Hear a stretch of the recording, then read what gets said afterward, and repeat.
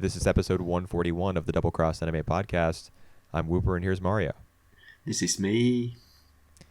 This week, we're going to be discussing two more anime films from not this year, but last year. They were subtitled this year for us to watch and to consume, but they're from 2020. They are the Violet Evergarden movie and Josee, the Tiger and the Fish. So we've watched a lot of anime movies from this year. Maybe not a lot, but a handful. Over the course of these podcast episodes this year, we're gonna do these two. We also did the Demon Slayer movie, the Shirobako movie, Umibe no Étrangère, and the one that I didn't finish, Omui Omoware.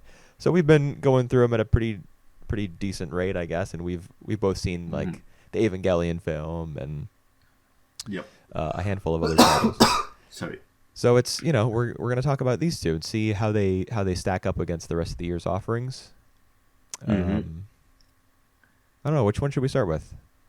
All right, I think we can start with the original one, the one not franchise one. So let's start with Josee, the Tiger and the Fish. Well, this is based on something. Yeah, this is based on there was a something, live action version of Josee the Tiger and the Fish in like the early 2000s, I think. That's right. Is it a novel? I would say that's a novel. Okay. I actually don't know for sure, but that sounds about right. Although it kind of reads like, well, not reads, but watching this film, you kind of get the impression that it's like based on a light novel or something. They said that. All right, they said that in my anime list that it was adapted from the 1984 short story collection of the same name. Short story collection, huh? Well, the reason I say it feels like a light novel is because there's a car accident, of course, and the main girl is kind of like, she's like spunky, she has an attitude, she's kind of quirky, and. Did I tell you that the year of the short story 1984? So I think that must have been why. But if this is an updated version of that, because I think they have like cell phone stuff here. They have what stuff? Self-aware? Is that what you said? Cell phone. Oh, cell phones. Yes, they do. You see, like during the end credits, you see the two romantic leads on their cell phones talking, as Tsuneo is in Mexico.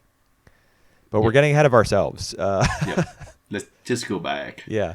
I just feel this one is, the typical like teenage drama romance that we have for a while. Well, I'm going to stop you immediately. And right. These characters are not teenagers. Tsuneo is 22 and Josee is 24. All right. Yep. But like it's still M14. That's what I mean. Well, I mean, does it? I don't know that it aims at a teenage audience as much as it's just like, a feel-good romance. That could appeal to multiple genders and multiple age groups. Yeah, I would have loved more if they deal with the age. So yeah, like you said, like the age of the characters are more than is young adult. So they beginning to become adults now. I would love for the show to deal with more of that insecurities. You know what I mean? Well, yeah, I guess so. The film's not really interested in that though, because Tsuneo, he's a college student and he's written a thesis about Turing patterns, which has to do with like theoretical biology. So this guy is super smart, and the film really doesn't deal with that at all. It just kind of tells you, oh, he's a really smart guy. He wrote a thesis about Turing patterns. But the main thrust of his ambition is that he wants to study abroad so that he can see a certain kind of fish that you can only see in Mexico. And apart from that aspiration of his academic life hardly factors into the story. And that's what he is. He's a student. So without his academics as a focus, it's really just his part-time jobs and I mean, it's just his part-time jobs, one of which is taking care of Josee. Yep. I actually feel that he fared more slightly better than like the typical MC of of this type. You remember the guy from Let Me Eat Your Pancreas, for example? That this film really reminded me of Let Me Eat Your Pancreas, Yep. This especially because film, of the I car think. accident. Yep. I think this film is just in the same vein as Let Me Eat Your Pancreas, and even like Omoe or Omoware, the one that you loathe, you hated the most. Yeah. No, I don't think that film is On the anywhere same near as level. good. I mean, I didn't particularly enjoy this film. I thought it was all right, but it was. I would watch this film probably 5 times in a row before I would attempt to finish Omoy Omoware. So yeah, so back to Sunil, because he fares slightly better than these characters, because he basically has a dream. He want to achieve that. But for me, like at the end of the day, he still pretty much defied. We don't know much about him. Yeah, Like that's true. like yeah, like you said, he is still done, but we don't know much about his academic achieve his academic life Yeah. Well, it doesn't and all factor this. too much into the story because the story is not about school. He just Yep. is a student at a university, and he's the only reason it's important is because it's going to enable his trip to Mexico, where he can Yep. see the fish that he saw in his childhood. We know that he's a child of divorce, and that after Yep. school, rather than go home where his Mm-hmm. where dad was absent and mom was at work, instead of going home to an empty house, he would go to like an aqua shop, I think they called it, Mm-hmm. and just watch this particular fish swim around in a tank. And Yep. so as a result, he like developed a fixation on it, and that's all rooted in his like a lonely childhood, but that is not really it's not the The film's not really focus. about him. It's more about Josee than it is about him. Yep. Um, Yep. and about their relationship. And it's pretty much on the film. I think the level that you like it or not is pretty much depend on how you like the two leads. So I already find Sunil to be a bit bland. Josie though, I find her to be annoying, Really? believably annoying, but still pretty annoying. I liked her. All right. I mean, she, as opposed to Tsuneo, where we know is that he comes from a household where there's been divorce, a divorced household, whatever the phrase is. Yep. Yep. Um, and so that's sad. That's sad for him, and he was sad about it as a kid. We understand a lot more about Jose's, her struggles because Mm-hmm. they're very visual. She's in a Yep. wheelchair. Mm-hmm. And sometimes she gets bumped and ends up flying down a hill, having no control and no ability to brake, and then gets flung from her seat and lands in the lap of a cute guy who A, works at a a prince. what? Yeah, what exactly is the store where he works? Where he also does diving for it and takes photographs of things. Yeah, so he just work for some sort of like diving agency where they sell like diving equipments, and he like being the instructor of short. Really? Because we don't see any scene like that. I don't Yeah, think where he's we don't doing. see any. I don't think he Yeah, works as an instructor. I just don't understand what it all is that he right. does. He takes Yeah, but photos of things underwater. maybe he they sell equipment, and he like as part of the like the privilege of the job, they can go diving. I'm not too sure about Yeah, that. I don't know. See, that's another thing that we don't know about his character. He's kind of just like the male lead, and Yep. Jose is carrying the bulk of the emotional thrust of the movie.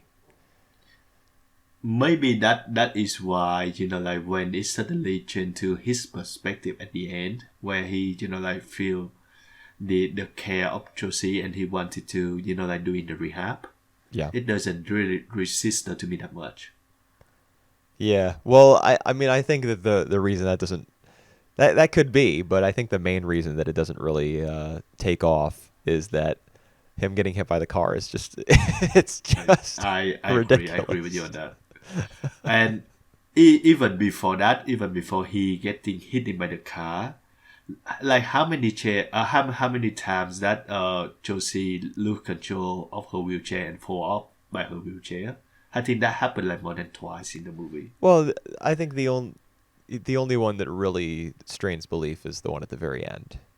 Yeah, yeah, For yeah. them, the meeting, the meet cute, whatever you want to call it, at the start. In Um, the setup yeah, it's just the setup, and like the magical girlfriend literally comes flying out of the into sky him. and hits him. But Yeah, the second one, like, yeah, I the second one's just silly, and it doesn't the lead up to it doesn't make a lot of sense. Like, because after he'd been doing the rehab and he was excited about getting discharged, and um, at this point she had written and illustrated her picture book, performed it for the kids and for him. So and he was really appreciative of that. So the vibes were good between them. uh, He asked her to pick him up from the hospital when he yeah. got discharged, and I she seemed to agree. And then for some reason she decides that she wants to be completely independent and freezes him out. Yeah. That was clearly just a setup for him to go chasing after her in the snow and for them to be reunited in that really ridiculous way. So the ending of the movie I thought that was the worst part of the film. Yep, yep. I just say that like this is the romance drama. I just like take off the teen here. This is a romance drama, so every time that it focus on Josie, like insecurities, as he trying to like become normal in this world. I Yeah, think we'll try to that become independent and try to make a career out of her art and stuff like that. yep, that's right. That's work. Every time that it rely on romance, no, I think it just becomes too cliche, too forced for me. Oh, don't say forced. Don't, Oh, all right, dude. I hate so much when people say, "Oh, it was just forced drama." That's such all an right, anime fan thing to say. all right, contrive. That's just a film fan thing to say. That's just the evolved form of forced. All right, it just doesn't work for me. Yeah. Okay. Yeah. I the romance stuff, I was all right with it. I mean, it's a romantic film. Um, Ah, and I mean, I particularly appreciated. I watched the Violet Evergarden movie first. And so the right. scene at the end where, Violet jumps off the boat and Gilbert is running down the mountain and like tumbling through the sand on the beach and they're going to be reunited. Uh, she like we'll get to that eventually. Yep, we Eventually get to we'll that. We talk get to about that that. I will scene where remind you they're about that. standing in the water.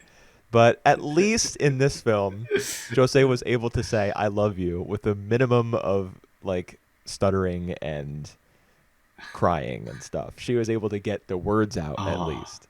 So I appreciated that. When he gives her a little kiss, and it's interesting that she responds to it the way that she does so many other things in the movie, like being surprised because it's an experience that she hasn't had before. yep, But she imagined that it would be something different. yep, Because being wheelchair bound and being in a house where her guardian didn't want her to leave because there were yep, beasts outside, yep, as she puts it. She would have a lot. There would be a lot of situations like that for her, where she would experience something and have imagined it because that was her only option previously. yep, So I thought that was nice that yep, he gave her a kiss and she said it wasn't what she had expected. And yep. of course he's like in a bad way, and she's like in a good way. That's a little that's Cheesy. yeah it's a big piece of cheese. But I'm a little Yep, bit cheesy myself. I can get behind yep, that. yep, It's not yep, bad, just kind of rom com chick flick type of stuff. yep, And I'm not opposed to chick flicks.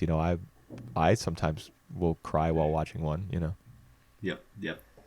I like the formula, and Uh-huh. I kind of like the formula of movies like Pancreas and Jose. I'm not too big of Except a for the cat snob. crush. What? Except for the cat crush. Well, the car crashes.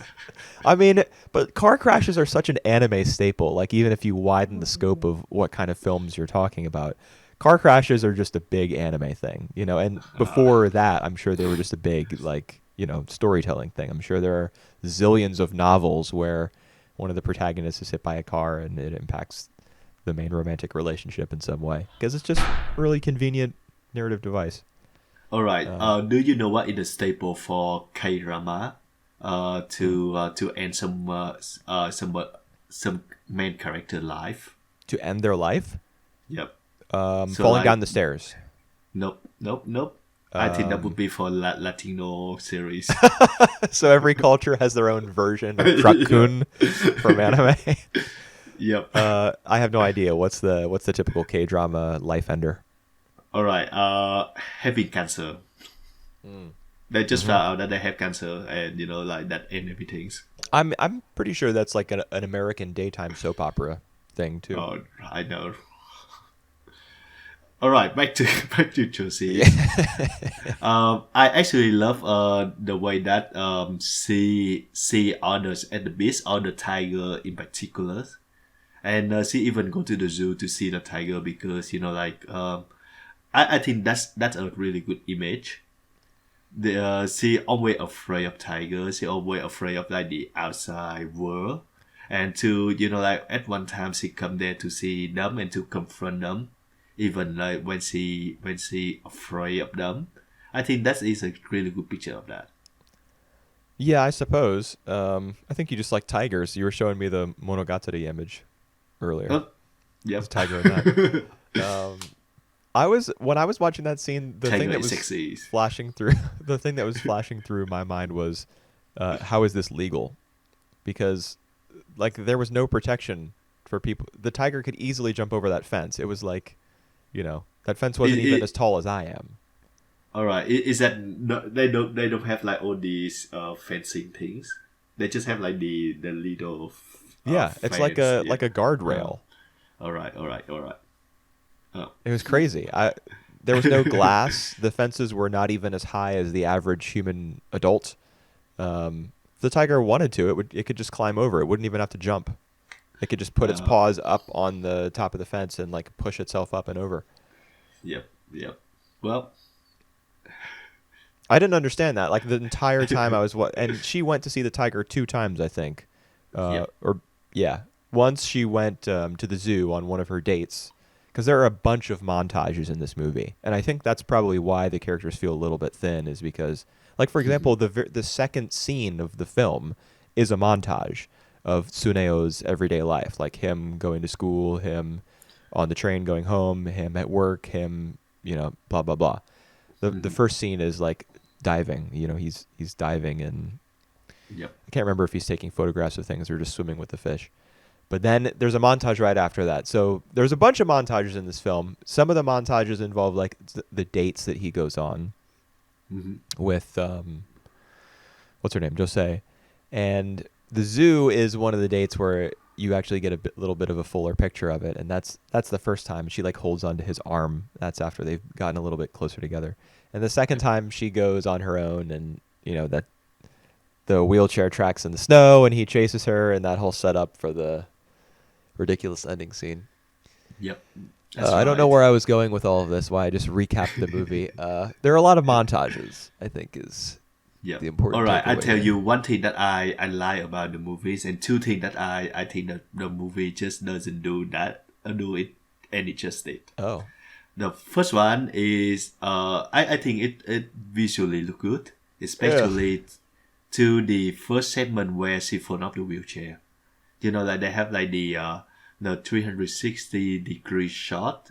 Like panning around Yeah. where she fall into him. I like that shot. Like it's the beginning of their relationship, and to have that kind of like over the top visual lens, I think that is appropriate.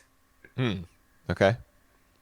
The two things that I don't like about it is like the whole thing about he getting uh, uh getting accepted to the Mexican university, and then like he have all these stuff, all the Yeah. things going on, and then the school decided to like not accepting him, and everything in regard to all that's a plot. I Well, think it's just the the school whole. decided not. No, there was never any decision against him studying abroad. It was just that he heard from the professor in Mexico that if Tsuneo wasn't ready by March, he would have to find Yep. another student.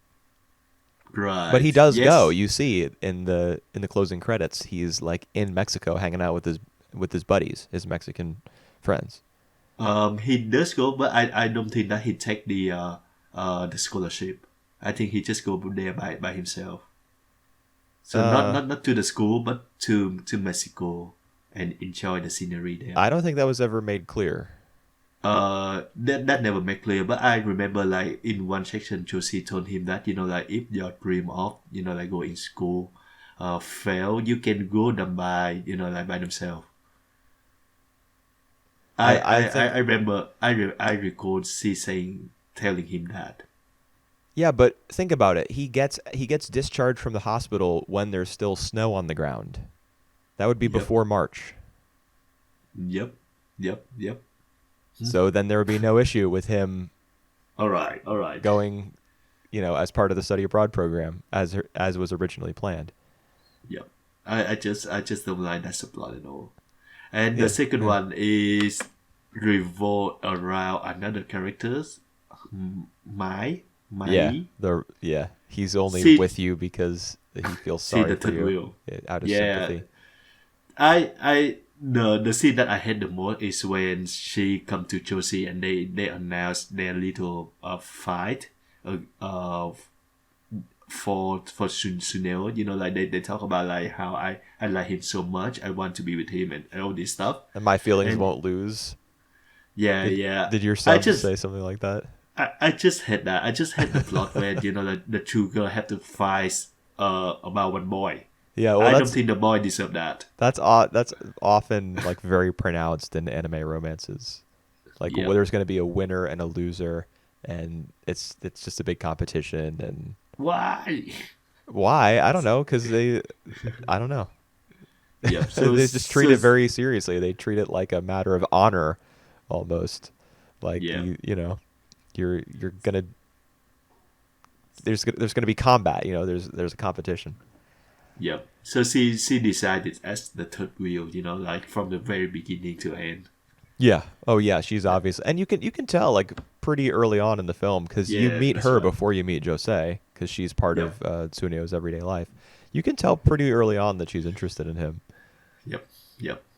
because Oh she man. would like ask him little questions about what he was going to be doing and what his plans were and how things were going at school and stuff like that. At least Yep. based on my recollection, I watched the film a few hours Yep. ago, and I'm already starting to forget some things here and there. How about so we talked about Josie, we talked about the tiger, how about the fish? Oh, we talked about the fish. He's obsessed with the fish. He wants to see the fish in Mexico because And I it was think his that Josie fish was his dad because his dad walked out on their family.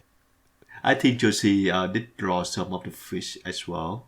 I remember like the first time Shunil come to her room, she was painting some sort of like aquarium or a fish or something that like he completely immersed in that pictures. Um, yeah, I remember something along those lines. And then like she becomes a mermaid and Yeah, like she became a mermaid. swims through. I didn't quite understand the logic of that scene. Obviously, it was it was working on dream logic, but I didn't. The transition into it, I don't think was Yeah. particularly smooth. I think she becoming a mermaid is more of she like can roam free around the Yeah, ocean, the big seas. So that all that like that all that she wishes for. right. It has to do with her imagination being, kind of thinking about the fact that she would have had to imagine so many experiences, and then they would be different from how she envisioned them. The same way Yep. with like her first kiss and the ocean water being so salty. Yep. seawater, I should say. Uh, that's the reason she transformed into a mermaid is because, like, in her imagination, she's not limited by her legs, her Yep. broken legs, Yep. and it also foreshadows the fact that she's going to read The Little Mermaid to the kids and then be inspired based on the events of her life and Tsuneyo's life to write Mm-hmm. her own original story. I, The I picture thought book. that the act and the story itself on that storybook is cool enough. It's good enough. Yeah, I liked it. And the fact that she make friends with like a librarian there, I like that little detail as well. I mean, the librarian's the best girl. Yeah, yeah, I There's no agree. contest whatsoever. I agree They completely. usually are.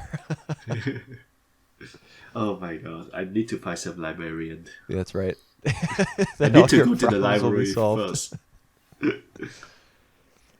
Well, you know where you could Yes. do that? Just go to any random library. Yeah, a library. Although she might not be as perfect as this one. All right.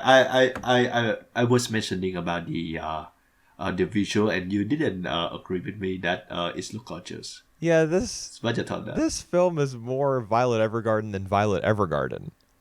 The color fringing and the blur, just why can't we just let animation like be its own thing? Why does it have to try to replicate the limitations of camera lenses? Because the fact that lenses are only able to focus like on one particular depth at a time is a shortcoming of Hmm. camera lens technology. Um, and the fact that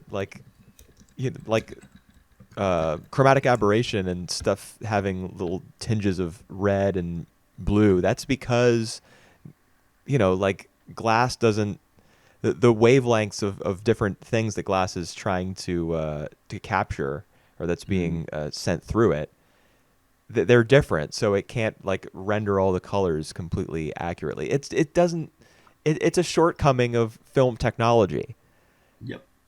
Why would you purposely replicate it? Like, obviously, you can use it to great effect in particular scenes, but this movie, it was like every single fucking scene or shot had that in it. Like, even when there was a close up on a character, the edges of their face would be like, there would be like little red spots on the line work. Yep. That's just really Well, distracting to me. That does not help me. That does not help to guide my eye towards where the director wants it to be. It just distracts me and pulls my eyes away from the mhm. foreground and makes me look at the edges of the frame where most of the time you're not supposed to be looking. So why can't anime just have its own strengths and not be beholden to live action film? Just Maybe because they wanted to look realistic. this film doesn't look realistic. No, it doesn't. I mean, the some of the backgrounds do, but this film doesn't something like Violet Evergarden achieves a much greater degree of realism because of I don't know the freakish level of detail put into every shot, and that the animation is so lifelike. Like you got a character Yep. with a fancy hairstyle and a big billowy dress, and they're all like moving in perfect sync with all her steps and the movement of the wind and all that. I mean, Josee the Tiger and the Fish, the characters themselves, the designs are a bit more flat. Um, Mhm. Whereas the world that the film is trying to depict with all of these little, I don't know, After Effects filters and tools and stuff, they do want it to look realistic, but it's not that kind of film, man. This is a film where what's her face imagines being a mermaid and flies through the sky with fish and stuff. Uh, Yep. Fuck Adobe After Effects and its application in anime. Like dude, this is why watching pre-digital stuff is the best because it's all about what people are able to achieve on a two-dimensional plane, like how the framing of each shot is how each shot is composed It's like strictly about that. Um, Mm-hmm.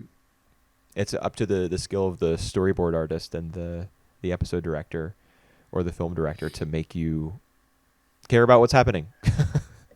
Alrighty. Yeah. So Yeah. it just that I've been expecting this movie for a long while. I expect that to be good. So like once this come out is still a disappointment for me. I think there's nothing wrong with it. It still look better than like most of the film that we watch this year.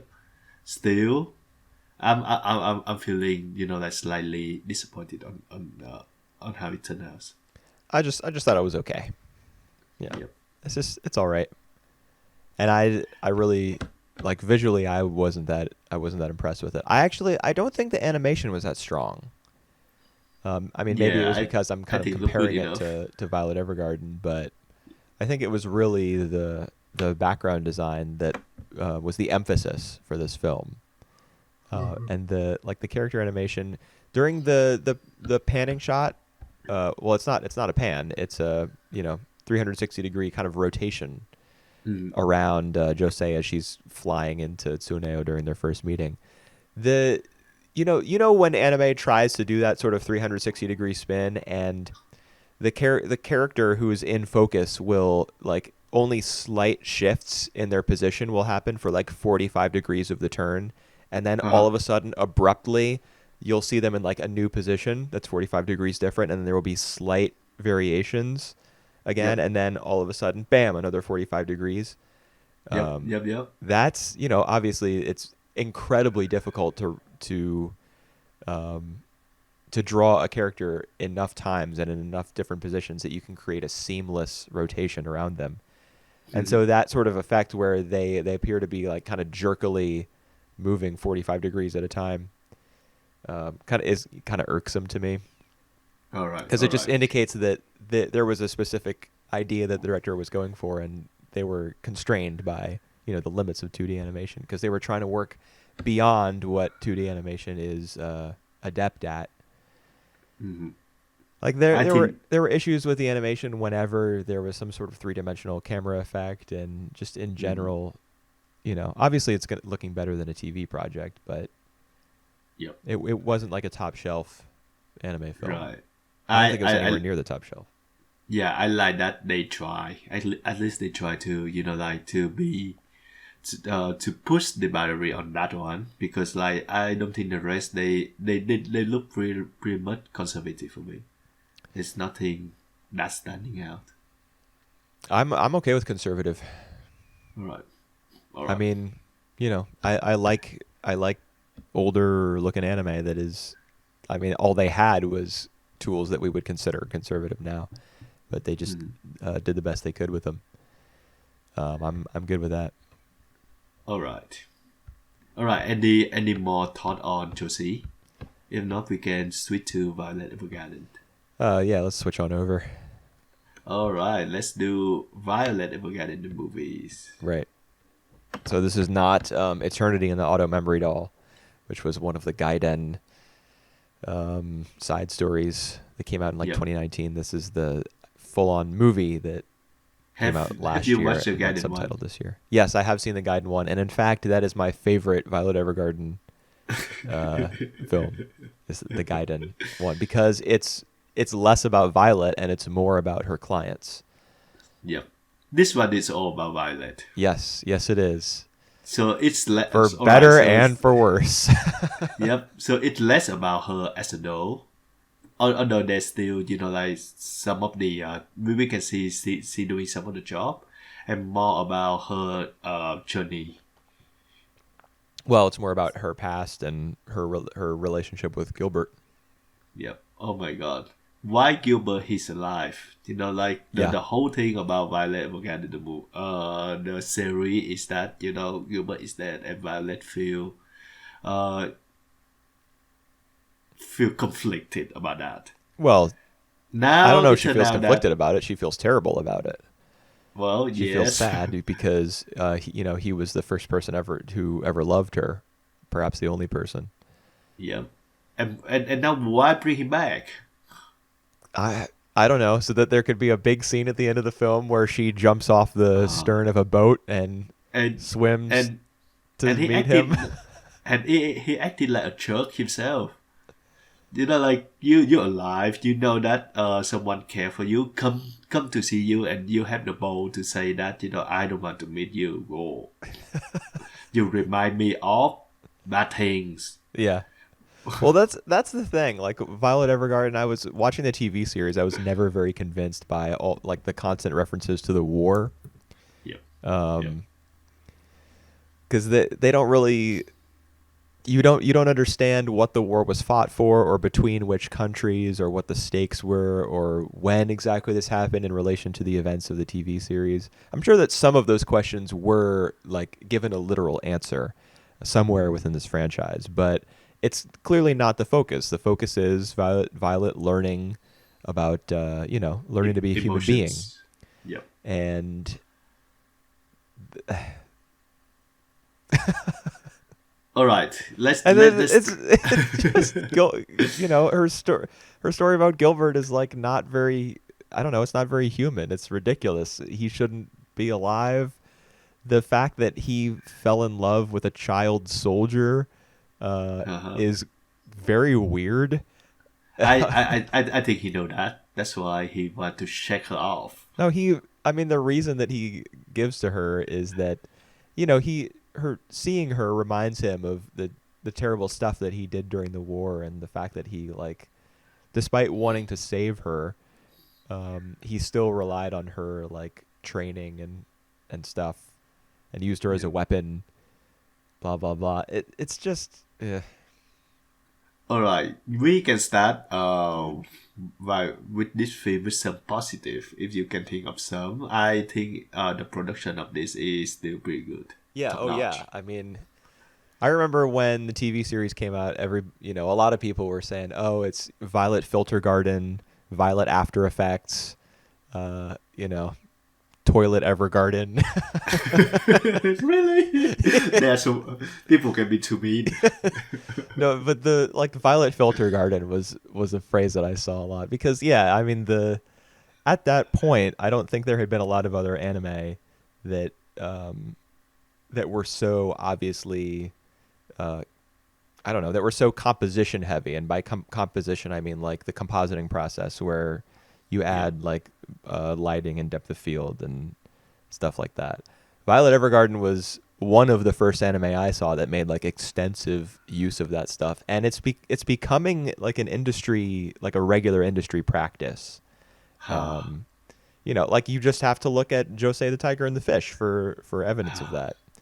Jesus. But the reason I'm talking about this at all is because in the TV series, it really stuck out to me, like, and not in a good way. But in this film, I thought that they like it really worked in the Hmm. majority of like almost every shot.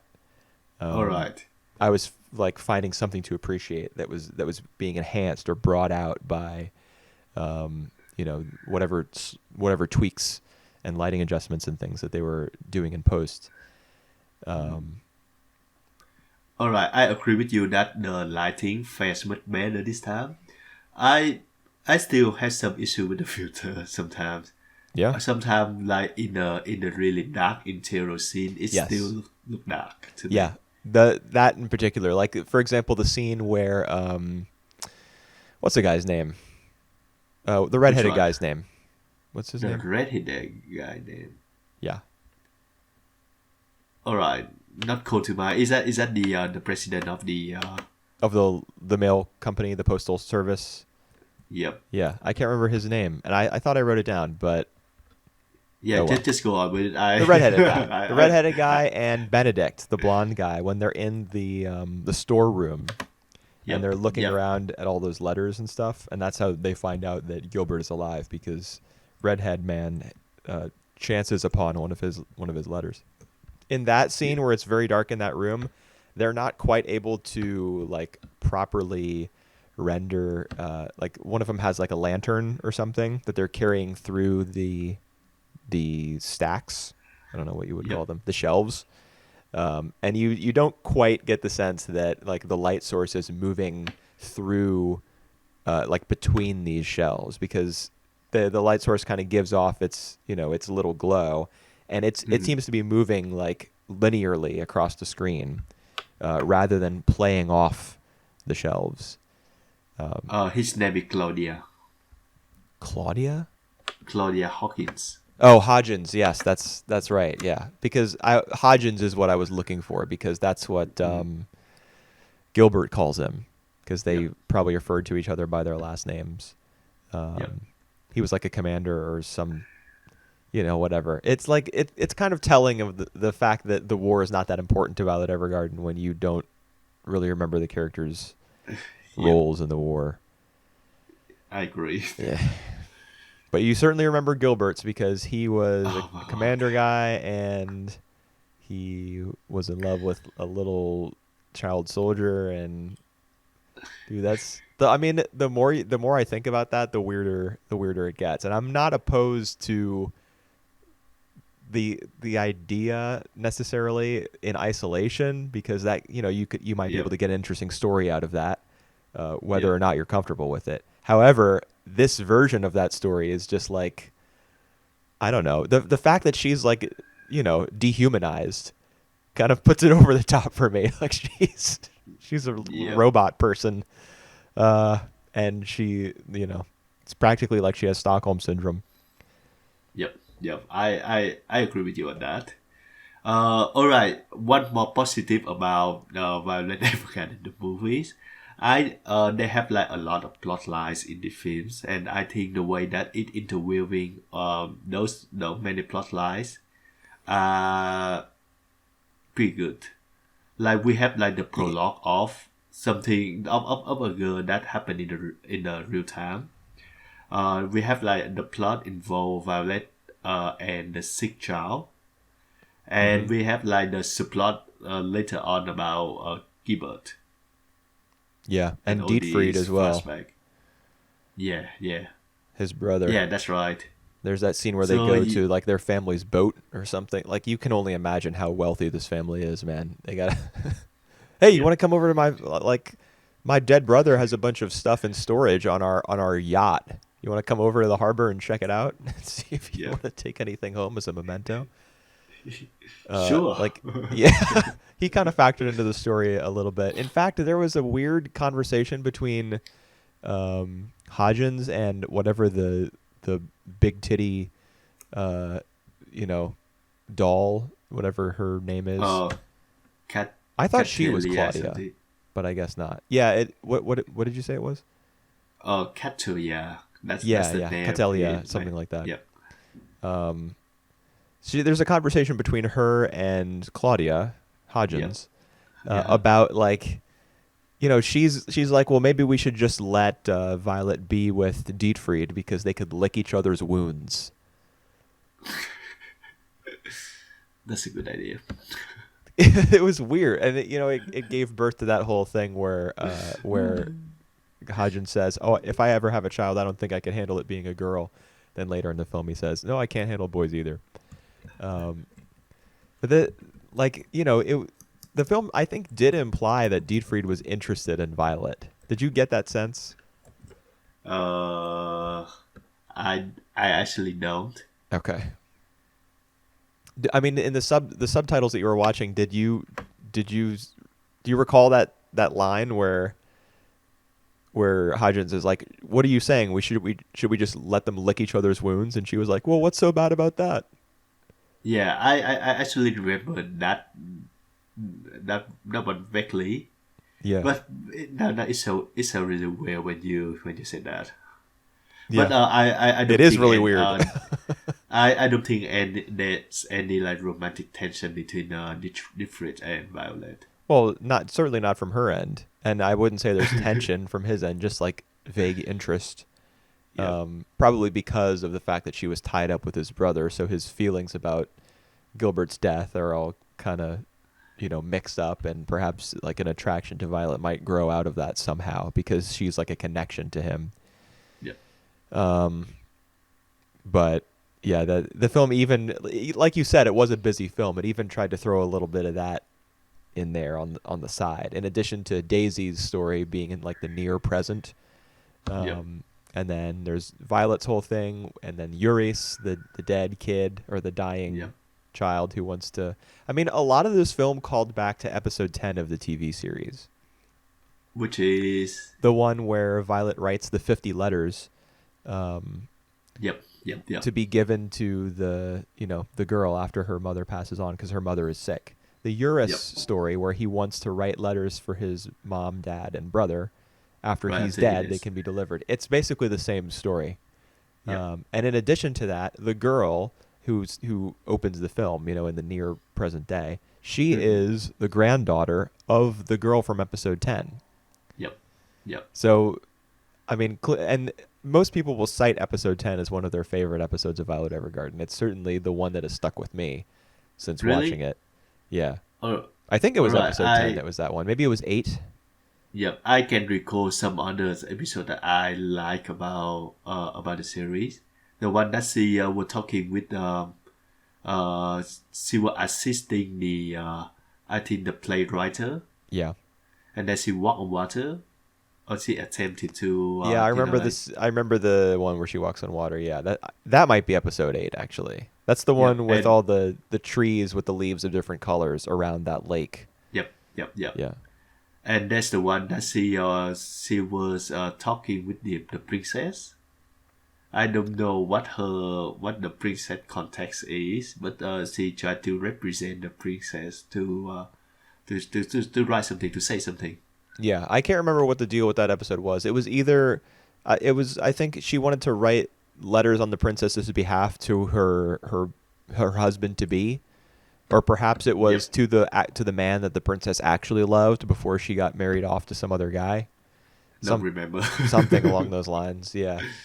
I Yep. remember the general plots of a bunch of episodes, but the one where she writes the 50 years worth of letters, that's the really like heartbreaking, Mhm. tear jerker one. So that's the one that I liked. Yep. Yep. And Eurus's story being pretty much the same thing meant that I was just like sobbing during those scenes where where he All right. dies and the mother like absolutely like just starts to lose it and I'm like losing it while while watching. All right. They It did was a just good job so then. sad, dude. Yep. Oh my god! And he calls on the phone to his friend Luca. Yep. I think Um, that was a great scene. All yeah, of this was a great scene. yeah. I mean, I think that was my favorite part of the movie, the stuff with Luca, because it was about him and not about Violet. Like, Yep. I I had this thought the other day. Like, I wish Violet Evergarden had been more like Mushishi, where Violet is just like your guide through the story, kind of like Ginkgo. Yep. And it's really about other characters. And I mean, to an extent, Violet Evergarden is like that because there's a new Mhm. character introduced in every episode. You learn about the details of their life, about the context of the letter that they need written for them. But at the same time, there's a really big emphasis on Violet and her own story and her own like What's in journey. love? Yeah, I what want to is love? understand love. Yeah, and it's just, I mean, Yeah, I agree. It my least favorite part of the whole franchise is about Violet herself, yeah, it's because really forced, man. what? What did you say? Yeah, well, It's just not I my like. It's just very melodramatic, and oh god, the scene where she reunites where she jumps off the boat, and Gilbert with his missing arm, with his sleeve like flapping in the wind. I yeah. mean, I know I shouldn't make fun of him for that, but that's just there's kind of amusing that his empty sleeve is trailing behind him as he's running down like the side of a mountain, and then like tumbling through the sand on the beach and. They meet in the water, and Violet just for like a minute, probably 60 full seconds, Violet is trying to get out the words "I love you" or just trying to say anything beyond "Josa, Josa, Josa," Oh god.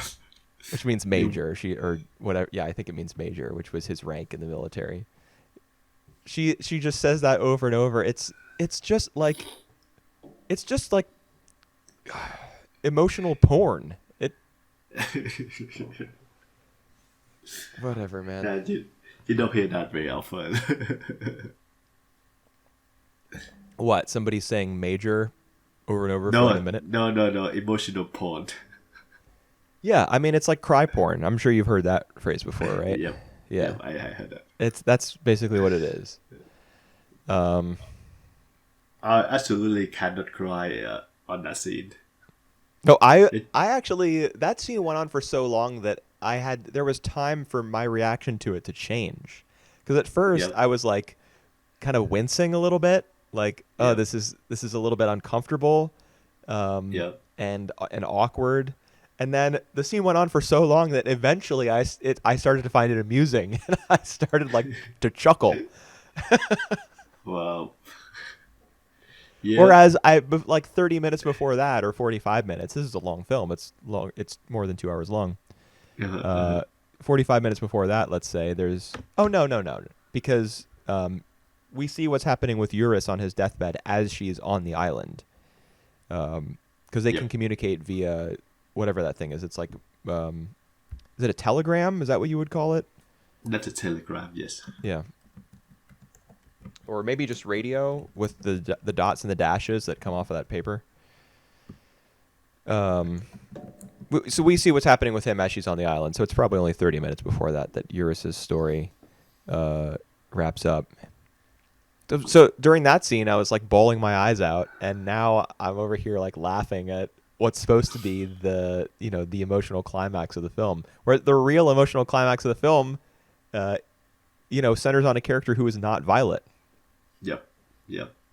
That right there kind of sums up one of the big issues with the movie, or perhaps the Yep. the big issue. Yep. I agree with you on that. Oh my god. All right. There is one more thing that I find a bit iffy in this concept. So this was like they all mentioning about how the telephone gonna be replacing letters, and how like that autonomy knows something Auto gonna memory be dolls. yeah, Yeah. gonna be replaced by the telephone. Yep. And I think that makes sense in one way, where like all the technologies like they're growing fast, so like they make it easier for each person to reach other people through Yeah. telephone. And as you see, like in Yuri's case, he can be able to talk to his friend Luca before he died, Mm-hmm. instead of waiting for the letter to, like writing the letters and all this stuff. But the thing is, writing letters in this franchise, Violet Evergarden, the franchise, is to tell you to communicate, to tell the feeling that like you cannot talk face to face. Well, not just that, but it's about like most of the people who hire dolls are like wealthy. Right. And so it's like a prestige thing, or it's very formal, and dolls are like trained so that they can write beautifully, and like interpret people's feelings, and write like really flowery sounding letters to others. Yeah, so that wouldn't necessarily go away just because the telephone is invented, because Yeah. it's the doll's ability to write in a particular way that makes them like desirable. Whereas if you're calling someone on the phone, sure, you're able to talk to people with much more accessibility and speed, but you won't be able to say exactly what you want to say the way that one of That these trained professionals could in a letter.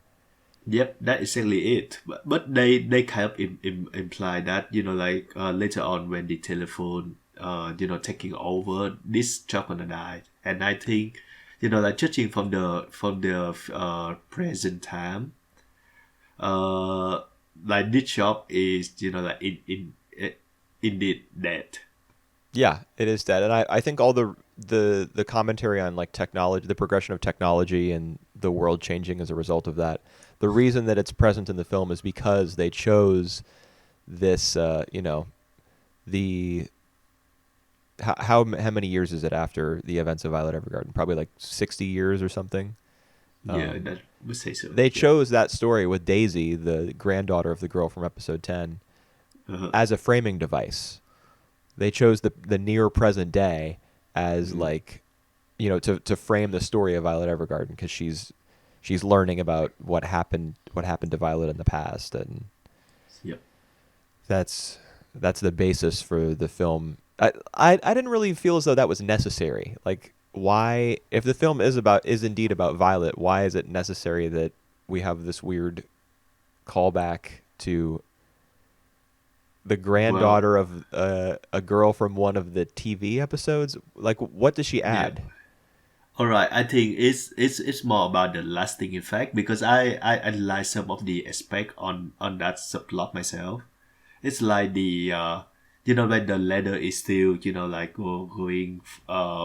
going every year, Yeah. even when the grandma is dead, and it's like one of these things that the grandma treasure as well, I would assume.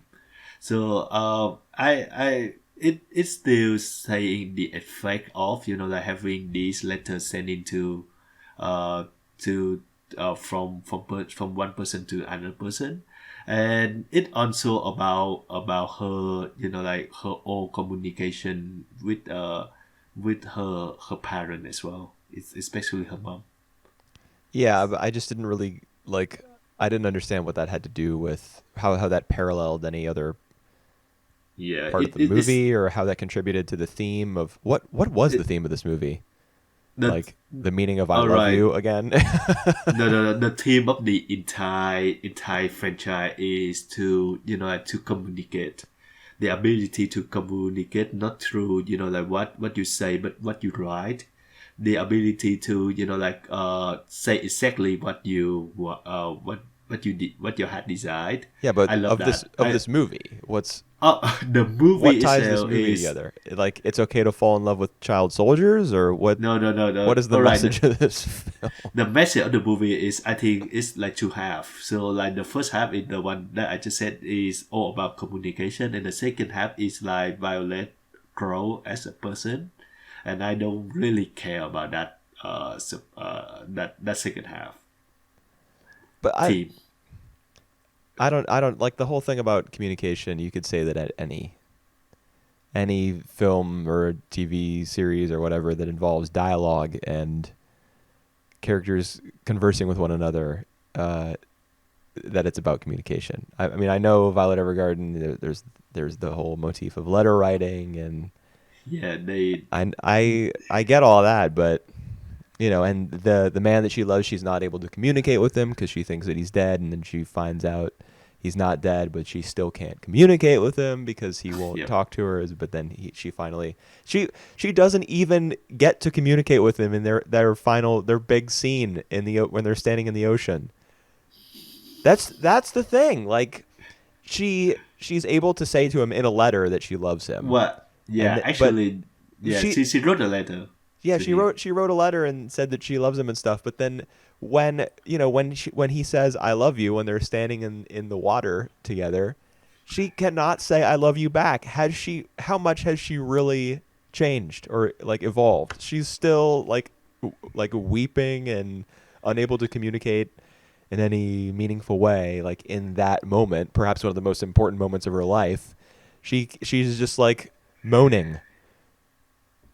All right. Let's just say that like she have 50 more years of her life to say that one sentence. So Yeah, but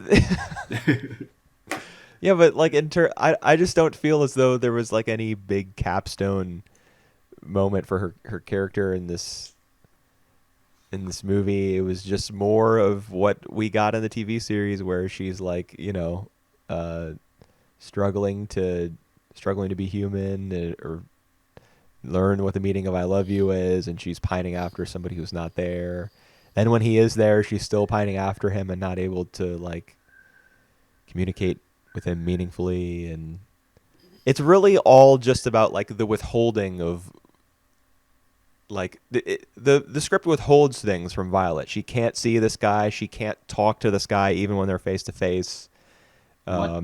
For a long time, she thinks that he's dead. She doesn't understand what I love you means for the longest time. It just like, kind of puts up a gate and puts Violet on one side of it and puts everything else that she might enjoy or benefit from on the other side.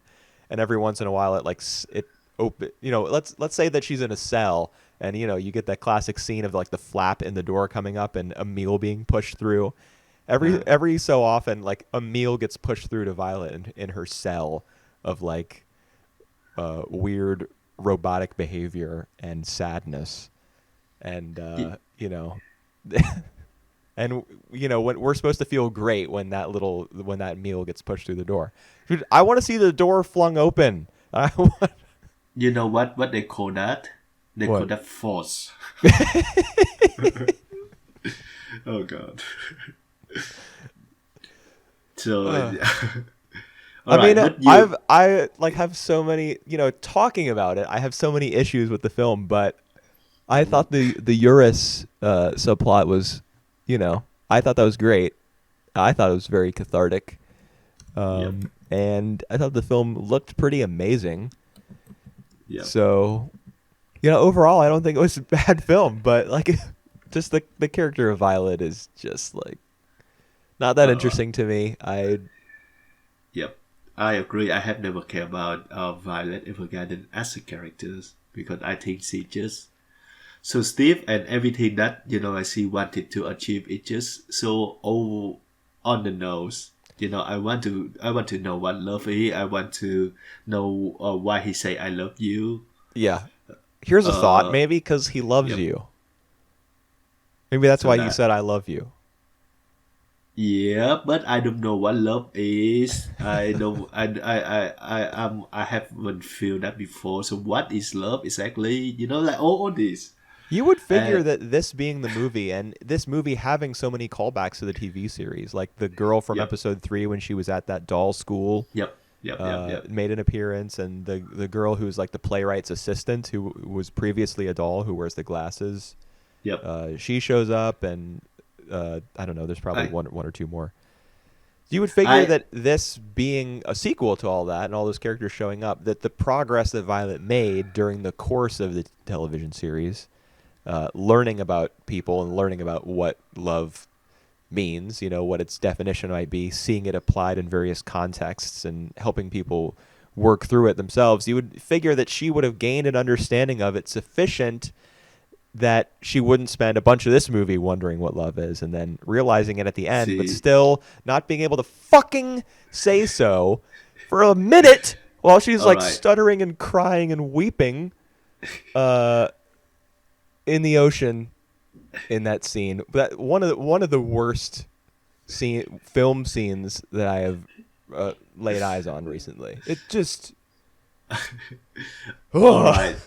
To her defense, she actually showed the emotional maturity when she talked to Yuris. Remember, like, well, when she say like about you what he thought of having like a new kid. Yeah, that Yeah. he So felt like his baby brother was like monopolizing his parents' attention and stuff. yep. But Yep. Yep. she hasn't had that experience herself, so she really is just reciting what she's heard from other people in that moment. I don't It. think that demonstrates any growth whatsoever. It just All right, all right. It's more that she had been like writing letters, so she had been put into like this person's shoes. So in a way, she had experienced that herself.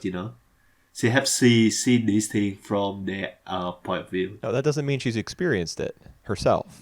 No, she It just doesn't. That just means that she's been For me, around while it's happened and had to write about it sometimes. yep, yep.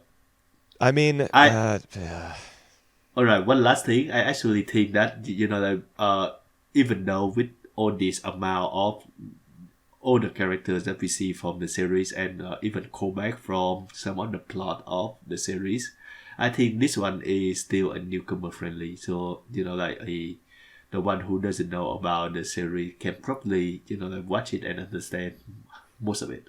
yeah. Oh yeah. I mean, there's a bunch of footage from the television series in the movie, Yep, yep, especially yep, that great scene where Violet's arms fall off. yep. And more about Chubert. Oh my god. Yeah. Oh, I don't like him. I mean, I there's don't. he. I Maybe, don't. maybe they. There's Maybe hardly they, anything about him to like or dislike. He's just like, yeah. you know, the I guy. do. Yeah, maybe they deserve each other, like Chibot and Violet, because they just a bunch of people that I don't care about. Yeah. Oh, Yeah. that's so mean. I mean, I thought the film was just amazing looking. The animation was crazy. Like scenes of Yep. like Yep. one of the early scenes where Violet is presenting the hymn to the sea that she's written at that Yep. Yep. like a Yep. festival or a ceremony, something along On those the lines. boat. No, it's not. They're at the harbor where the boats are, Huh. but she's not on a boat at that point. I don't think she's just like walking down a pier or a plank or something to give Huh. her poem to this woman Yep. who's going to read it out. Uh Some huh. sort of actress or something. And the animation of that scene where Violet's walking, like it's just really amazing stuff. The way that her dress like blows around and billows, and the ribbons in her hair fluttering in the wind, and just even like the shifting of her balance as she's walking, on two legs, as most people do, as she's walking. The way that her center of gravity is shifting. It's Yep. all like you can tell some insane animators worked on this film, man. Like Mhm. it was Yep. crazy. Yep. I agree. There's like no dip of quality at all throughout these like 140 minutes. Yeah, it's something like that. It's Yeah, long. it's long. Yeah, and it didn't. Well, I'm trying to say something. It didn't feel too long to me. I Until did even I at did the feel end, I like don't think it felt particularly long. I just felt like I yeah. had reached the point of the film where I wasn't really interested in what was going on anymore. I actually like feel that the third 45 minutes can be cut off a bit. It's a bit wandering in the first 45 minutes before. I think that's the point where she received Yuri's request. That it start having some other plot. I don't remember that what happened like in the first 45 minutes.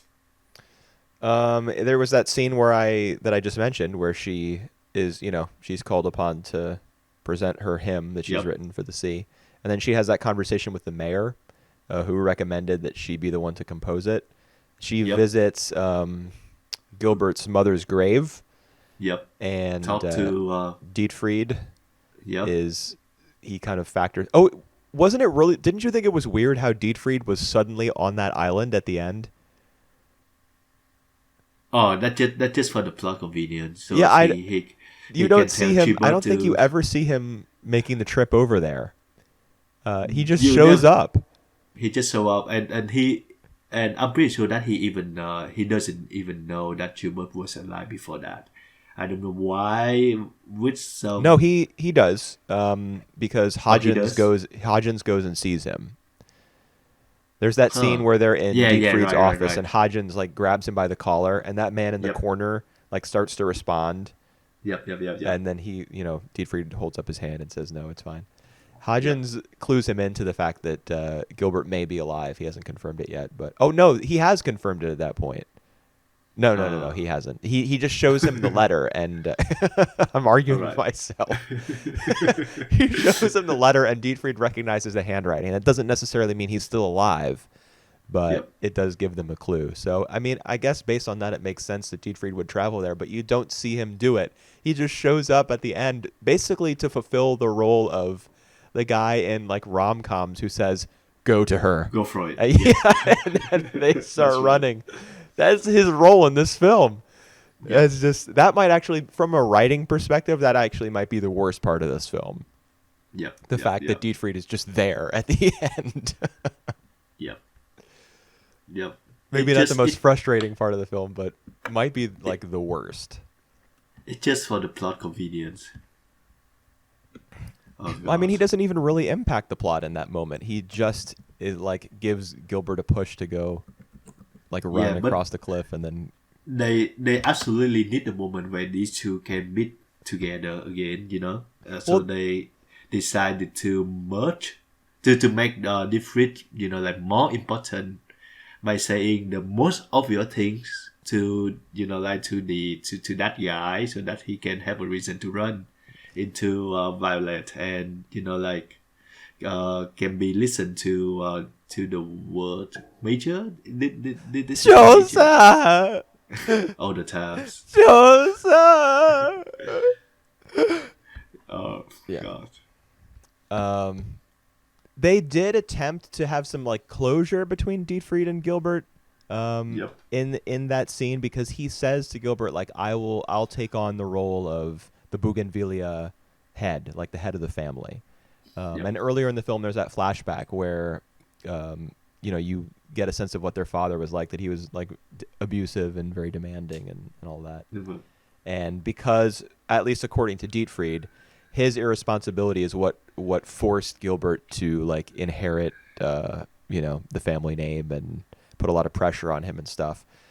But you don't get a sense of how that shaped Gilbert as an individual. Like, we know that he is a major in the army, and that he's I guess he's sensitive to the needs of others, and he really wants to be like a great guy and save people. Like, he doesn't want to rely The on child soldiers. What a hero for not wanting to do yeah that.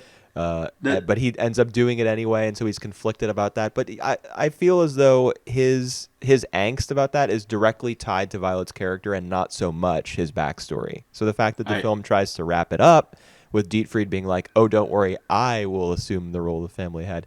Dude, you've already done that. That's in the past. yeah and actually like different. I don't remember what they beef with the with the father is. Is that like the fathers wanted them to become a soldier? Well, yeah. I mean, the dad takes them on a walk and shows them like the family flower or something, like Because some. But basically, then Dietfried's like, yeah, "What you really wanted to show us were all these troops, and you just want us to join the military." yeah. But basically, different joined the military as well. So Yeah. so what? Like I don't even get the point. Like Gilbert sacrificed himself, getting the name to become a soldier that like he doesn't want to be, and guess what? Difference joined the army as well and become. I think he's like one of his supervisor as well. What? Doesn't make Well, any freaking I sense. mean, even even in a situation where like Gilbert had taken on a lot of the family responsibility, um, in spite of that, like Dietfried could still be forced to join up, and that would still have been a sacrifice on like Gilbert's part. He could have attempted to shoulder the bulk of that responsibility, and that still would have meant something to Dietfried. But the thing is, as with everything else military related in this series, there's just not enough context. Like Yep. and Yep. especially with regard to the Bougainvillea family, we don't understand what Gilbert like went through during his time in the army, apart from his relationship to Violet. It really all comes back to Violet in the end. Yep. Um, so Yep. Yep. I don't know. I Yeah. mean, I was mostly just bitching while we were talking about this film for like 35 or 40 minutes, but I don't think it was bad. All It right. was beautiful looking and very, appropriately sad in a lot of places. All right. Just the three. So Josee, Violet Evergarden, and Kimitsu Yaiba. Which one is your favorite out of the three? Probably this one. Probably the Violet All Evergarden right. movie. The one that you just ran for Yeah. for 20 minutes non-stop. Yeah. Yep. All right. Probably so. I mean, I think it was the best looking of the three. I Yeah. was the most impressed by it. I thought it was the most emotional. Um, Yep. yeah. I just think Right. it's the best film. Like, technically it's the best film. Yep. Emotionally, it's the best film. At least, some of its subplots are. Yep. So, All righty. yeah, it's all right. All right. Let's move on to touch then. Yeah. Episodes 26 through 30. Yep. I would say coming that fresh, fresh off the Kazuya's tragic death. We have to yeah, deal with it for like 2 more episodes before we can move on. yeah. One of I which think was a recap. I think 26 was pretty good. So it still say about the aftermath of his death, and like how everyone, especially Tachan, Tatsuya, and Manami cope with it. I just love the moment where like Tatsuya tried to act normal, so he like put on the prank, Hmm. the thingies at the top of the door, and Yeah, it's he's like about to some sort of chalk cloth or something. yep. Usually that's the guy. I think it's popular in my country as well, doing that. Yeah, I've seen it in a bunch of anime, like people propping a chalky eraser in Yep, the because Japanese schools have those sliding doors, so you prop it between the edge of the door and the door frame, and then when the teacher comes in, it hits him on the head or yep, something yep, like yep. that. So they did something similar here, and then he gets a taste of his own medicine. I didn't Yep. understand exactly how that worked, because Uh, Minami had just come out of that door yep. and got hit with it. So why, when Tatsuya was trying to re-enter the building, No, was no, it? no, no. He put it back again because he. Oh, he I put think it back. that's. Okay. Yep, there's a scene where he put it back, and he said he tried to trick his mom or something. Oh, okay. Huh. And then when he hear a call from his mom, he just opened the door and got it. Okay. So yeah, I Yeah, think and that's yeah, right after that, he's frozen in place with his hand on the door, yep, and he's like, I think you should go, yep, because he doesn't want Minami to see him, like right, to see his weakness. yep, And yes. So I think pretty. this. It says a Go on. lot about his character. Yeah, that's right. I think this moment are really good. Like on the up right after that of Kazuya death, so they still like especially Tatsuya. I just repeat the whole point as I just said. Especially Tatsuya who tried to act normal, but like he actually grieving inside. Hmm. So episode 27, I was expect Hold a on, we're lot just gonna more. jump straight from episode 26 has a lot more to offer than just being the aftermath. I mean, it is the aftermath of Kazuya's death. The whole episode is shaped by it, but there's some episode 25 did a lot of the like. I think that's just a masterful piece of work. Yep. It's like super emotional, um, while withholding a lot of like overt details. It implies a lot and I allows you to fill in the gaps, and it's that much more affecting as a result. But I episode think the all right, right. Just let me add in for it. Yeah. I think the creative part of episode 25 is that it never go too melodramatic like Violet Evergarden or Josie. Yeah. Well, it's Tatsuya is I mean he's in shock, I Yep, think. yep, And he doesn't have a particularly like emotive or boisterous temperament in yep. general. He would, if Yeah. something like this were to happen to him, if something terrible were to happen to him, or even something incredible were to happen to him, he would either way he would probably keep it. Cool. He would play it low key. Yep, Um, yep, but yeah, that is a strength of the episode with specifically because his character is built for that.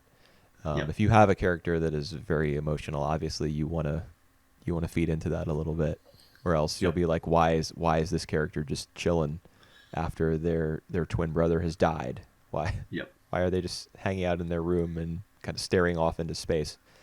Um, but episode 26, I mean, it's not the absolute gut punch that 25 is, but there's still a handful of scenes that are very strong, I think. Like for example, when Minami gets to the hospital, obviously Yep, the scene where she asks the receptionist like what room Kazuya is in, and then like there's that shattering sound effect, and then all the colors are suddenly inverted.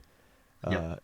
That's pretty ridiculous. But when she does come up to the hallway that leads to Kazuya's room, the room for what would you call it, like a viewing room where It's family can Yeah, well, like I where they don't. can mourn and they can be with the Yep. body. I just say that it's a morning room. Yeah. When Yep. she is about to enter that room and it cuts inside of it and you see the silhouette of Tatsuya Yep. sitting in that chair um, next to his brother's dead body, and you can't see any of his his facial features because it's just a black it's a silhouette. Like you see the outline of his hair and of his face Yep. and everything in that dark room. Like that that particular image is so strong because Tatsuya tries not to let his emotions show on his face, Mhm. particularly in moments of like sadness or weakness. So it's left up to your imagination how he looks in that moment. Yep. Just and he could like the fact that he's in total darkness is so it's just so fitting, like for his emotional state at that moment, and also for his character being kind of elusive and aloof. Hmm. So that's and then Minami opens the door and like sheds some light on him, and he goes back to being himself. Like the mystery is taken out of it, but you Yep. can tell that he's very affected because the way he's talking, the way he talks about what happened to Kazuya, like he just got hit in the wrong spot and now he Yep. doesn't move anymore. Yep. Like that's Yep. so that really messed me up when I when I first saw it. Like say um he can't say he's dead. Yep. He says he doesn't move anymore. Yep. I think at some point in that scene he does say he's dead. But that specific phrasing, I remember once I was watching an interview of a guy whose brother had died when they were children, Hmm. and he couldn't say the word ambulance. He kept saying hospital car. Really? Wow. Yeah, because he couldn't like mentally he hadn't processed it to the point where he could speak Hmm. frankly about the fact that an ambulance showed up at their house. He was like hospital Yep. car. There was the hospital car left. I saw the hospital car pull up. Like it's Wow. like he was still stuck in his childhood Yep. whenever he was talking about that in particular. And I got the sense that something similar was happening with Tatsuya when he said that specific phrase. He doesn't move anymore. Like Mm. it's Yep. just like something devastating happens like that. Your brain has to come up with all sorts of ways to function quickly, and Hmm. your language might be affected as a result. So I really I. liked y- Yep. everything at the hospital once Minami had showed up and like saw Hmm. how distracted and how like empty his parents were. There were those long pans across their faces as they looked Yep. like really just like they were in another dimension, like they weren't even Yep. attending to what was happening in the here and now because they were so like beset with loss they couldn't cope. Yep. I yeah, that image of the parent alone is what got me the most out of these hospital scenes. I think I mentioned that in the last postcard because I don't remember that it's in episode 26. But the fact that like the Katsuya and Tatsuya parents always appear as the happy-go-lucky sort of persons, Right. always like making joke. Even like before they go to the hospital, the father still like really care about the result The of the game. match. Yeah. And then we get to that scene where they shot off like just in shock, just like just uh yeah, they don't cry. I think it's a really good fact that like they cannot bring themselves to cry at that time because they still cannot process the fact that like Kazuya has doesn't move anymore. Yeah. So yeah, these images are really great. It that one scene, it I think it struck me and it just so spot on for me. Yeah. I mean, I think there's value to showing characters, having emotional reactions to stuff and crying and Yep. because people do that. People when they're Mhm. sad or when they're overwhelmed, they I cry. But not always right when you would expect them to. based on like Yep. what movies have taught you. It doesn't always play out like Yep. that, you know. And I don't know if you know, but like in the Asian culture, especially Chinese and part of Vietnam, I don't know if Japan have a lot of this too, but like it is it to be expected that you cry a lot, that you have to cry when attending someone's funerals. So Like you're they kind of actually, obligated to. yeah, they actually even hide the professional like I've heard about crier, that. just I've heard yeah, about that, yeah. just just just to go there and make some noise. So That's an interesting way to phrase that. what else can I say? But I think that's ridiculous in on and of itself. But like it still happens. So Yeah. like to have like the exact opposite reaction here, when they are all like emotional stunt, it's actually like put that into very great effect to me. Yeah. And it's you don't even see the funeral. You don't see You don't see that. No. I mean there's a funeral in Josee the Tiger and the Fish Yep. for the grandmother who we hardly talked about while discussing Uh, that film, but don't you care. know, she dies suddenly and Yep. then it cuts to the image, the photograph that's placed Yep. on the what would you call it? Like a is it a shrine?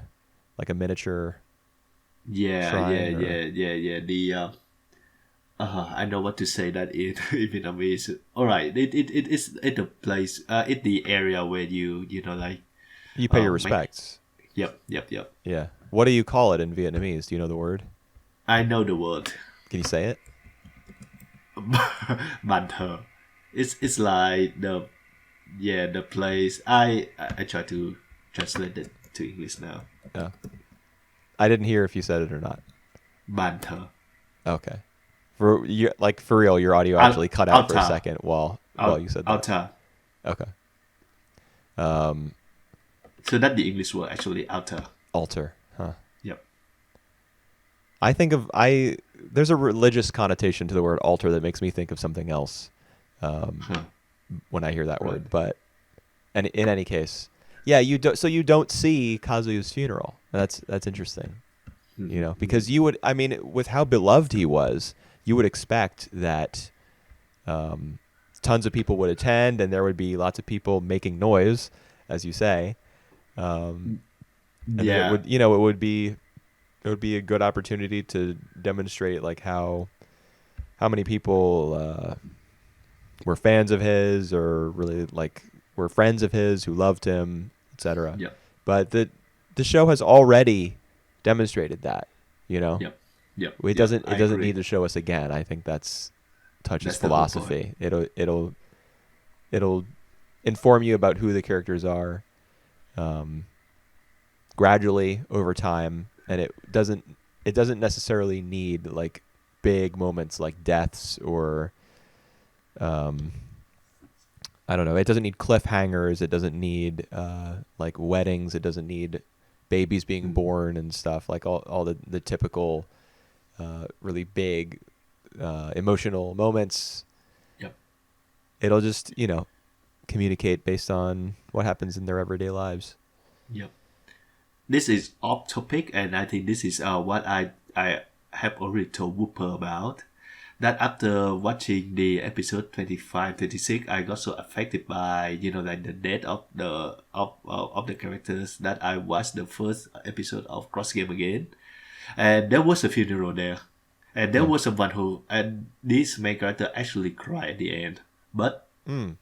that was so perfect because at the point all right, we get off track a bit at that point, like the main character, he's still a kid, so he still like doesn't really function the fact that uh that his soulmate had passed away. Yeah. So he's sitting there, alone, because I think the next day is still the festivals that they're supposed to come together, and he doesn't know what to do.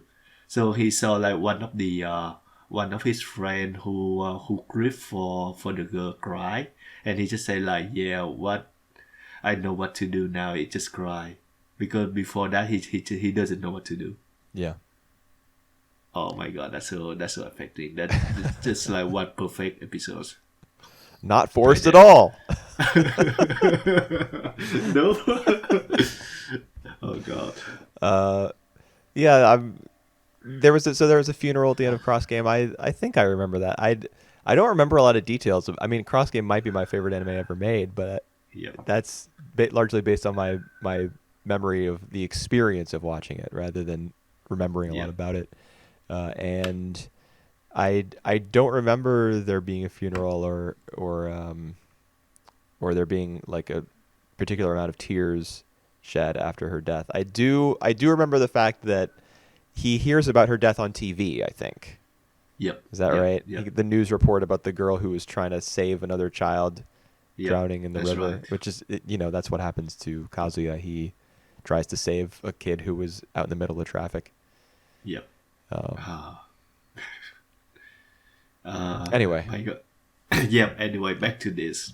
27 was a recap. 28. 28. It actually New it took. opening theme, and Yep. it slaps. It's probably my favorite. Touch has 5 opening songs. This is probably my favorite. Oh really? The drum beat, like straight away, the drum beat. Doom, ta, doom, doom, ta, doom, ta, doom, doom, ta. It's like, it's so 80s, like right off the bat. It's awesome. I love it. All right. And it foreshadows a lot of future developments. Like I think you see Minami in a gymnast Yep. outfit, Yep. and you Yep. see Yep. the redheaded girl, Yep. who we don't even know her name yet as of episode 30. Yep. But we've encountered her a couple times. Once on the back of a motorbike riding with another guy, and once she Yep. bumps into Harada, I think, near the Yep. end of episode 30, as she's walking home. Yep. That's right. So I don't she's know the. how. Do you remember the little redheaded girl in like the early episodes of Touch, who was Yep. a rhythmic gymnast? Yep. Yep. Yep. Yep. Yep. Yep. Yeah. So now I think Adachi has taken her character and kind of like split her in two, and now we have Minami, who's going to be a gymnast, and the redheaded girl, who is still a mystery at this point. Yep. Does the redheaded girl uh in the childhood things appear again? Do you want me to tell you? Yeah. Is it gonna be a big spoilers? I can't tell you whether or not it's a big spoiler without letting you All know, right. like whether it's a big spoiler. You know what I mean? Like if I were to answer that question, it would Yep. All right. basically, All right. yeah. All right. That drop it then. Okay. All right. I'm looking forward to this redheaded girl because she look really unconventional. Yeah, she Her does. She character looks is. kind of she's kind of short, a little bit squat. Yeah. She's kind of bratty. Yep. So The, she I guess basically she's a the little opposite of unconventional. Minami. What? Basically the opposite of Minami. Yeah, pretty much. Yeah, she's like Asuka from Evangelion. She's the bratty redhead. Uh, all right. So why do like when I remember Asuka from Evangelion, I always remember her topless. Why Remember her not? topless.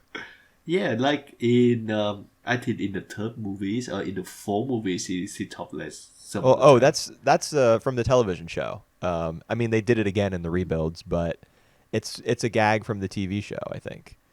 Like Jeez. where Shinji first sees the penguin, Yep. and then he freaks out and like runs Yeah. and Yeah. Yeah. tells Yeah. Yeah. Yep. Misato, and there's the beer can placed on the table to cover up Yep. his groin. Yep.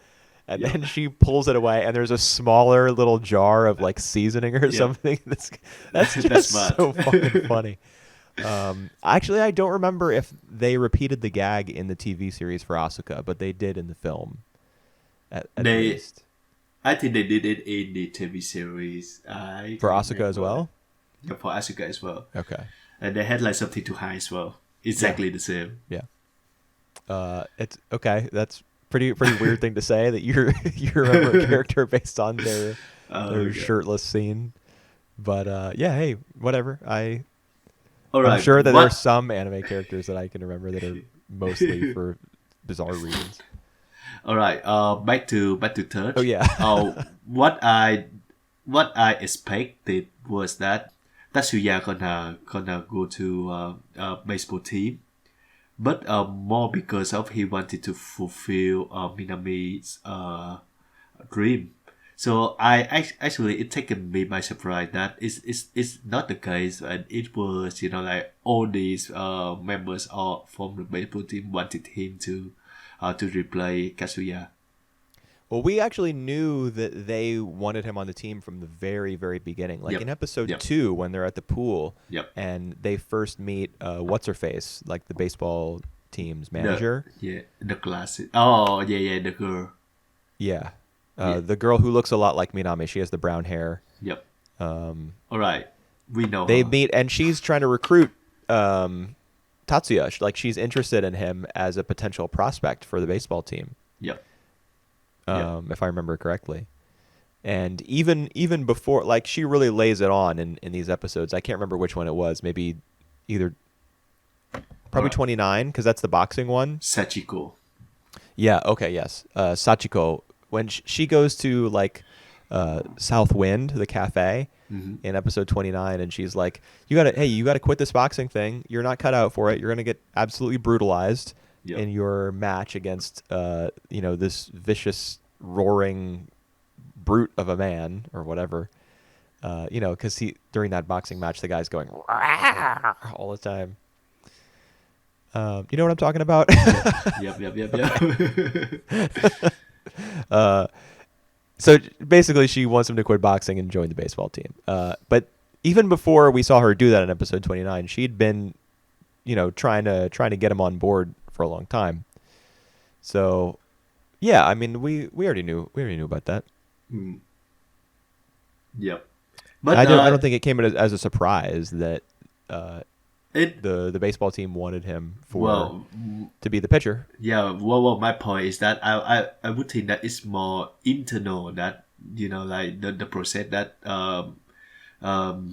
Tatsuya like wanted to do that to do this himself, but now Uh, it's more like the it's external forces that like put him, even like the captain of the baseball team pride the captain of the boxers, which I yes, found that seemed to be amusing, by the way, with the autograph. with the Yeah, autograph. Yeah, it's for him to be the ace pitcher for the new ace pitcher. So basically to replace Kazuya. yeah. I would say that this gonna be like maybe a issue in the future where like people keep comparing him with Kazuya. Yep, probably so. Yep, Because Kazuya was like the hope of their hometown, and yep, Tatsuya is the loser, good for nothing brother.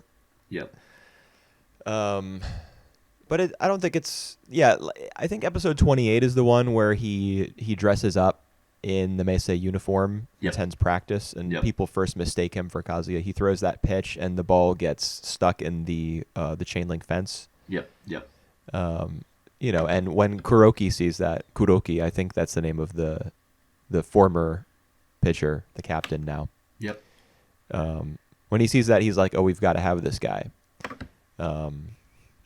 That's what kicks off his like constant pestering of the boxing club's president yep, and the eventual bribing. Yeah. So it's I don't. It's definitely there's a bunch of people who are trying to get Tatsuya to join the baseball team, and it's not like he. It's not as though in the wake of Kazuya's death, he's like, okay, time for me to step up, fulfill Kazuya and Minami's dream, and become the hero of my own story. It makes sense that doesn't happen because that's not what Tatsuya is about. Like in episode yep, 28, he tries to get on Kazuya's training regimen, yep, and that, in fact, I think is evidence of the fact that he may be interested in joining the baseball team and yep, carrying on his brother's legacy, because he tries to emulate him. yep. in that way. But of course that doesn't work because the day number 2 he sleeps in, Oh my god. and then I love the fact that the manager girl asked Minami what she think of having Tatsuya joining at the ice picture, and she just no, don't do that. He have a way to let people down. And that from her experience of he like on the second day already abandoned his running regime. yeah, Oh my god, that's so funny.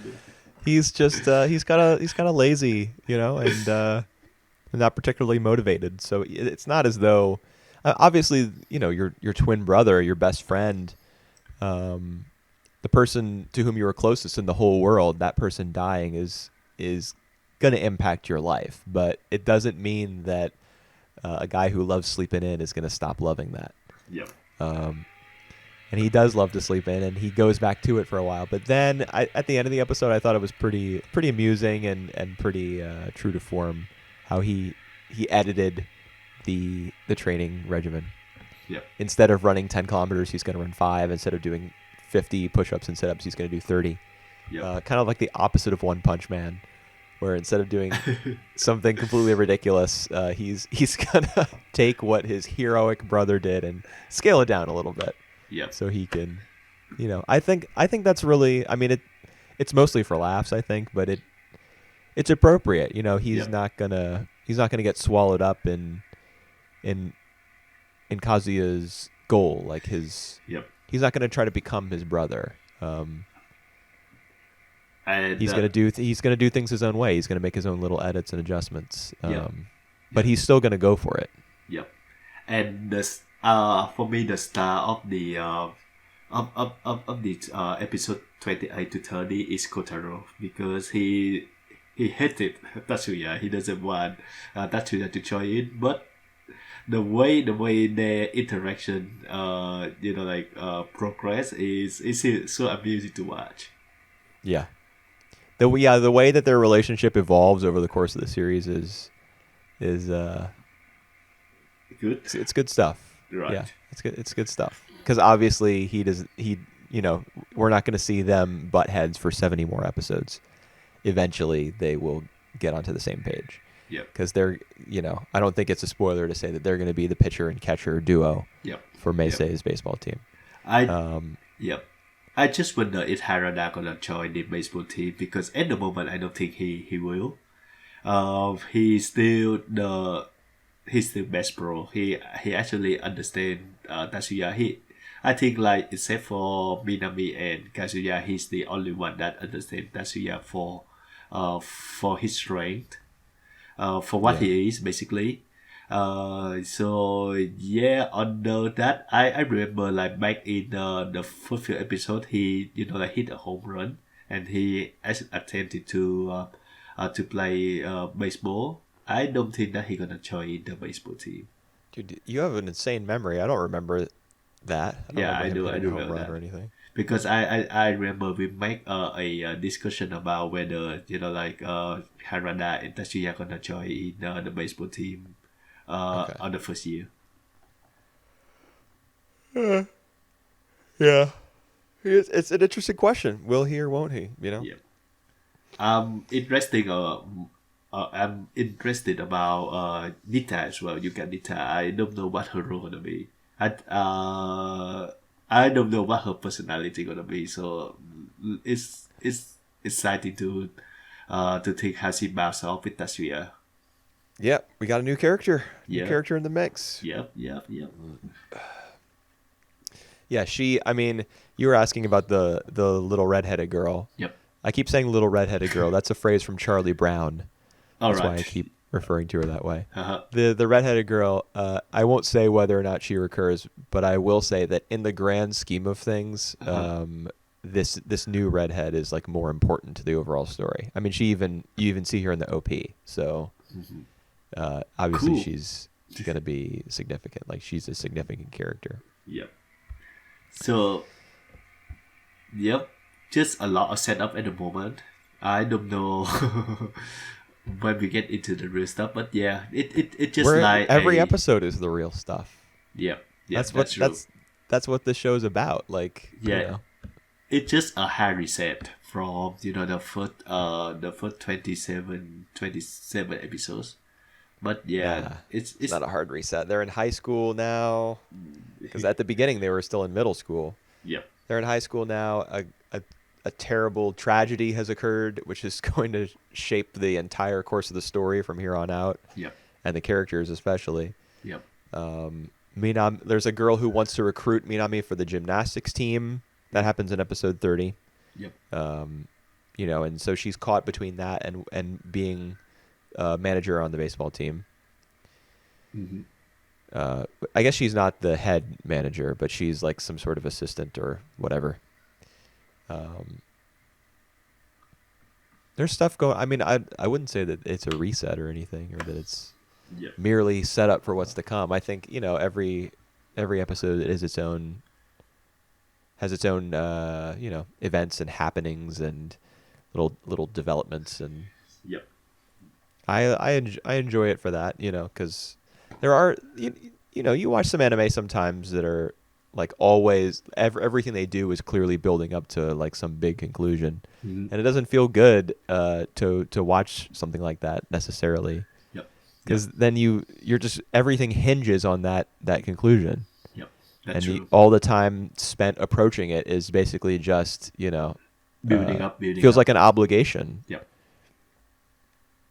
Yeah, that's So true. for every episode of Touch to have its own little plot, like the boxing match in episode 29, or Actually, yes. Tatsuya's first practice in episode 30, like for there to be that's the way television is or used to be, is that Yep. every episode told its own little story, Yep. and it contributed to the larger story in some way, but you could watch it as kind of its own thing. Yep. I like that. Yep. The one thing that we didn't mention about the boxing match is that he actually beat the guy, like the The very former champion. yep, the very promising boxers, and I think the fact that like at the end of the match, that guy like sitting alone in the corner and crying, that affect Tatsuya in some Yeah. way. Yeah. Well, Excuse me. he I when in episode 29, when Tatsuya wins his match, but then the boxing captain is like, "You should join the baseball team." Yep. It occurred to me, like, just because that guy says to join the baseball team, that doesn't necessarily mean Tatsuya would do it. You know, Yep. you can be part of a club where the president doesn't want you there. Like, you're still allowed to. I assume you're still allowed to Uh-huh. be a member. You know, Yep. but so I was thinking, would this necessarily push Tatsuya towards the baseball team if this happened? But then, yeah, when he encounters his opponent who's lost and is alone in a locker room, like crying after his loss. Yeah, I do think that would be like, I don't know, maybe that would be a message to Tatsuya, like, this isn't for me. I don't want to do this to someone. Yep. I'm not comfortable with that sort of thing. Maybe that's Nah. like a purpose that scene served. I think the purpose is that and this the other guy, he wanted to win to the point that like he's still thinking about that. He actually like try his best, his most effort. So yeah, it doesn't really like speak much to Tatsuya, who always chill about everything, but maybe. Well, it's interesting, the way that Tatsuya wins the match. He gets two knockdowns, but he doesn't KO Yep. his opponent. He wins on points. He Yep. wins on a decision. Mhm. And so that in particular may have been like a point of shame for his opponent.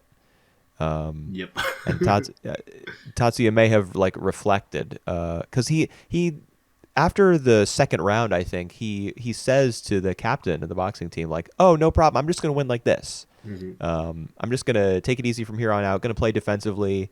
and I have the point lead, so I'm just going to win like this.